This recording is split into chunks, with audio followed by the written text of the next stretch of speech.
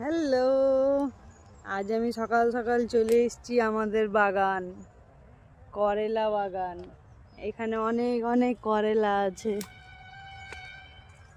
শুধু করেলাই নয়, আরও অনেক কিছুরই চাষ হয়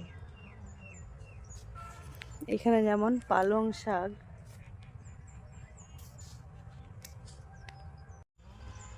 করেলা পাড়া হচ্ছে, অনেক অনেক করেলা।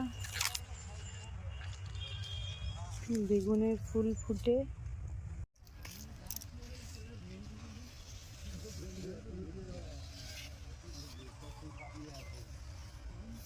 ঢেঁড়সের গাছ প্রায় মরা মরা অবস্থা।